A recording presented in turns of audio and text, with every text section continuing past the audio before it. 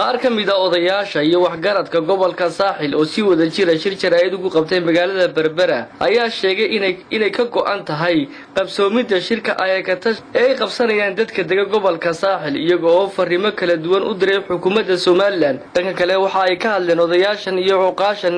iyo waxgaradkan ka soo jeeda gobolka Saaxil xariga lagula kacay Suldaan Cali Saleebaan oo ka tirsan salaadiinta gobolka Saaxil isla markaasna ah gudoomiyaha gudida qabanqaabada shirweynaha Baharasaafka waxaana xukuumadda ugu baaqeen inay ciidamada ka dulqaado gobolka Saaxil iyo dhalinyaradaba waxaan iskugu nimid xariga Suldaan Cali Saleebaan iyo dhibta ka taagan magaalada albaab walba askari baa taagan wax jira ma jiraan suldaankaasi wuxuu ahaa qabanqaabada shirka Baharasaafka si degdeg ah loo soo daayay haddii kalena dhib ka badan baa iman doonta xidhan oo jeelka ku jira isagoo waxba galabsan oo afduub iyo qiyaamo iyo waxaan bilaaadnimada lagula dhaqmay Suldaan Cali Saleebaan oo ah gudoomiyaha qabanqaabada shirka daniyo ducatu ay beeluhu qabsanayaan dawladda waxaan u sheegaynaa inaan shir ku joogsanayn hadaa Cali xidhaan iyo hadaa boqol xidhaan inaanu shir ku joogsanayaa aan jirayn oo u dhacaya shirkaasi waxa weeye waxaanu leenahay nasteexa idintay hadaa sii daysaan hadaa sii day weydaanna waa boqol kale xidhaanna waxba naga yeelan maayaan shirkana dayn mayno waa go'aan naga go'an meel uu joogaba guda iyo dabad Ciise Muuse way ka go'an tahay waxa la yiri muslim kuma cabiitamo walloon madaxa ka goyn waxaan halkan uga sheegayaa xukuumadda haddii Cali la xidhayo haddii kun kale la xidho inaanu shirku ku istaagayna soconaayo waxa kale aan leeyahay shalay toole markii haamaha uu baarlamaanku diiday waa tii dawladdu iska baalmartay dekedan ay leedahay maanta golo wasiirada saxiixama baarlamaan baan horgeelayaana haddii Obama saxiixo iska daa baarlamaano haddii Obama saxiixo adeertii haamaaba waa diido tan cid aqbal mayso mar la jiifiyaana banaan la joojiyaana banaan cid ka dhageysan mayso waxa kale oo leeyahay kuwa matalan la shirka Ciise Muuse wax ka sheegaya ee shakhsiyaadka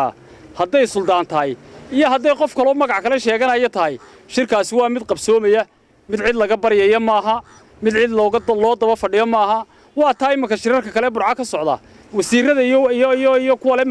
madaxweynayaasha u sharaxani waa kuwa ka qayb galaya kan waxa ka uray iyada sheegi waxa weeye ninka suldaanka xidhay dawaan inuu jeedo naga leh waayo suldaanku dadka la xidhay ayuu ashkatoodaa oo uu soo daayaa nabadgelyadu ka shaqeeyaa marka suldaanka la xidho dee ka la xidhayaa u jooga waxaan leeyahay arrinkaa haddaan laga si degdega suldaanka xorriyaddiisa loogu soo dayin wax kalaa dhici doona waxa kale shirkaana ninka ka hor yimaada ee Soomaaliland isaguna waxa weeye waa nin wax kala wada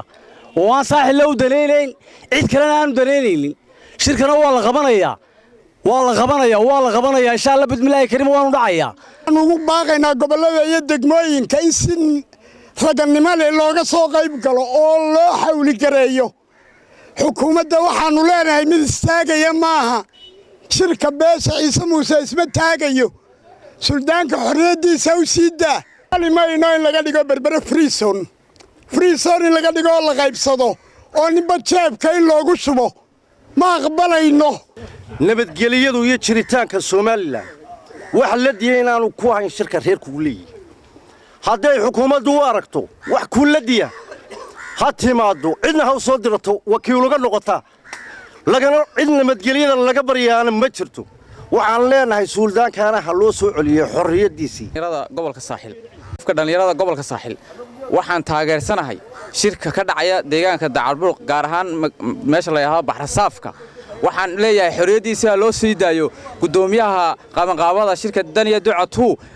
Cali Saleebaan suldaanka loo sii daayo xorriyadiisa waxa leeyahay madaxweyne Siiraayo